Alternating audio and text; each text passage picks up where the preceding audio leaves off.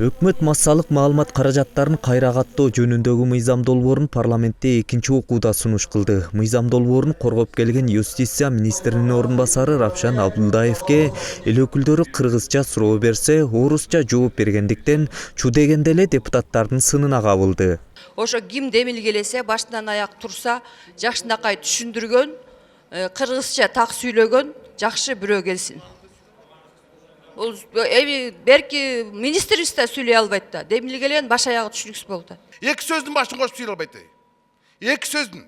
Анан биз эмкиде даярдам кел дейбиз. Эмкиде эмнеге даярдам келиш керек? Жоопкерчилигин караш керек. Жоопкерчилигин караш керек. Эмне үчүн жогорку кеңеш келет да эки сөздүн башын бириктире албай отурат ушул жерде. Кулагына наушник салып алып. Буга караганда Новиков үйрөнүп калды бираз кыргыз тилин. Түшүнгөн жок, бир дагы суроого түшүнгөн жок.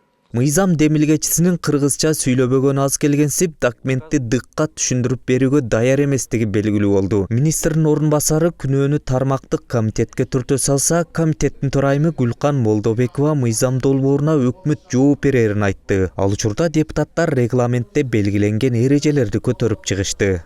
Экинчи окууда комитеттин төрайымы же төрагасы чыгат. Мына анан кийин биз ошол кишиге суроо беребиз. Үчүнчү окууда дагы жооп берет парламент.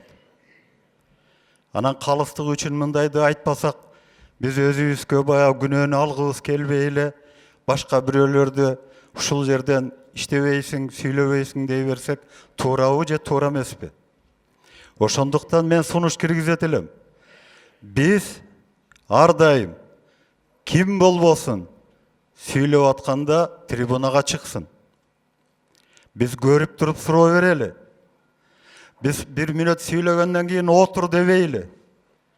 5 saat болобу, 10 saat болобу, туруп ошол мыйзамды жактасын.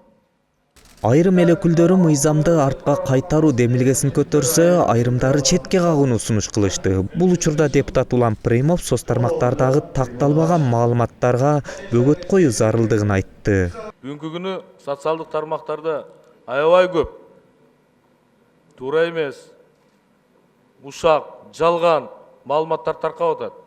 Ушуга бөгөт коюу, туура маалыматты берүү тууралуу социалдык тармактарды бир жалпы маалымат каражаттарынын катарында бир кароо, же болбосо кандайдыр бир чектөө жаатында мыйзам долбоорун сиздер сунушташыңыздар керек. Ошентип мыйзам долбоору күн тартибинен алынып салынды. Көпчүлүк депутаттар Адилет министринин орун басарын кыргыз тилин билбеген үчүн сынга алышты.